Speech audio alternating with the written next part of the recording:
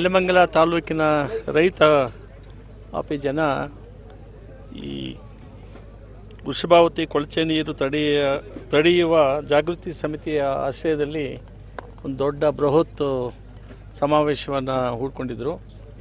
ಇದು ಜಲಾಗ್ರಹ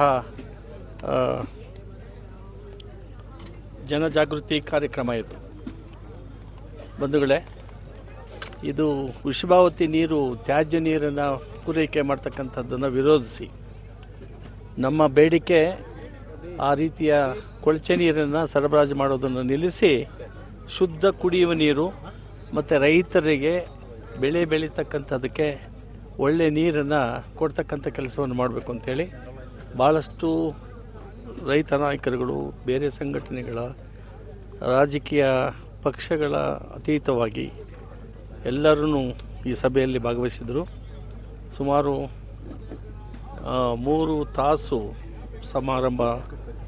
ಬೇರೆ ಬೇರೆ ರಾಜಕೀಯ ರೈತ ನಾಯಕರುಗಳೆಲ್ಲರೂ ಕೂಡ ಮಾತಾಡಿದ್ದಾರೆ. ನಮ್ಮ ಒತ್ತಾಯ ಸರ್ಕಾರದ ಮೇಲೆ ಈ ವೃಷಭಾವತಿಗೆ ಕೊಳಚೆ ನೀರನ್ನು ಸರಬರಾಜು ಮಾಡೋದನ್ನು ಕೈ ಬಿಡಬೇಕು ಅಂತ. ಕೈ ಬಿಡಲಿಲ್ಲ ಅಂತ ಹೇಳಿದ್ರೆ ಬಹಳ ದೀರ್ಘವಾದ ಹೋರಾಟವನ್ನು ಮಾಡಿ ಅದನ್ನು ನಿಲ್ಲಿಸೋದಕ್ಕೆ ನಮ್ಮ ರೈತರು ಎಲ್ಲರೂ ಕೂಡ ದೃಢಪಟ್ಟಿದ್ದಾರೆ, ನಿರ್ಣಯ ತಗೊಂಡಿದ್ದಾರೆ. ಈ ವೃಷಭಾವತಿ ನೀರು ಕೊಳಚೆ ನೀರನ್ನು ಸರಬರಾಜು ಮಾಡೋದನ್ನು ನಿಲ್ಲಿಸೋದಕ್ಕೆ ಎಲ್ಲ ಕಾರ್ಯಕ್ರಮ ಹಾಕ್ಕೊಳ್ತಾರೆ. ಆ ನಿಟ್ಟಿನಲ್ಲಿ ಹೋರಾಟಗಳು ನಡೀತವೆ.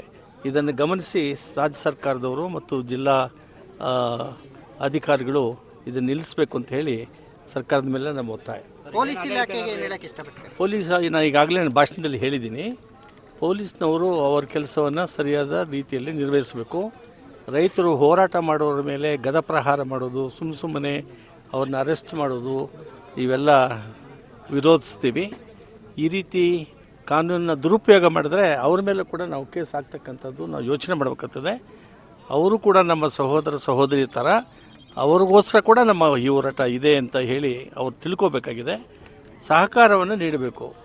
ಅದನ್ನು ತಿಳ್ಕೊಂಡು ಅವರ ಅಧಿಕಾರದ ವ್ಯಾಪ್ತಿಯನ್ನು ನಿರ್ವಹಿಸಬೇಕಾಗಿದೆ ಅಂತೇಳಿ ಈ ಸಂದರ್ಭದಲ್ಲಿ ಅವರಿಗೆ ಕಿವಿ ಮಾತಲ್ಲ, ಎಚ್ಚರಿಕೆ ಮಾತು. ಅಂತರ್ಜಲ ಅಭಿವೃದ್ಧಿ ಕೋಲಾರ ಮತ್ತು ಚಿಕ್ಕಬಳ್ಳಾಪುರದಲ್ಲಿ ಈ ರೀತಿ ಆಗಿ ಕುಡಿಯುವ ನೀರು ವಿಷ ಆಗಿ ಇದು ಎಂಥದ್ದು ಈ ಬೇರೆ ಬೇರೆ ರೋಗಗಳು ಬಂದಿವೆ. ಕ್ಯಾನ್ಸರ್ ರೋಗ ಬಂದಿದೆ, ಹಾರ್ಟ್ ಅಟ್ಯಾಕ್ ಆಗಿದೆ, ಆಮೇಲೆ ಫ್ಲೋರೈಡ್ ಆಗಿದೆ, ಆಮೇಲೆ ಇನ್ನೊಂದು ಯುರೇನಿಯಮ್ಮು ಹೆಣ್ಮಕ್ಳ ಇದು ಹಾಲು ಕುಡಿತಕ್ಕಂಥ ಎದೆಗಳಲ್ಲಿ ತುಂಬಿದೆ ಅಂತ ಹೇಳಿ ಎಲ್ಲ ವಿಜ್ಞಾನಿಗಳೆಲ್ಲ ಹೇಳ್ತಾ ಇದ್ದಾರೆ. ಆದ್ದರಿಂದ ಕೋಲಾರ ಮತ್ತು ಚಿಕ್ಕಬಳ್ಳಾಪುರದಲ್ಲಿ ಅನುಭವನ ನಾವಿಲ್ಲಿ ಕೊಳವೆ ನೀರು ಹೋಗಿ ವಿಷ ತುಂಬುತ್ತದೆ, ವೈರಸ್ ಆಗ್ತದೆ, ಜನರು ಸಾಯ್ತಾರೆ. ಇದನ್ನು ಅವ್ರು ಅರ್ಥ ಮಾಡ್ಕೋಬೇಕಾಗಿದೆ.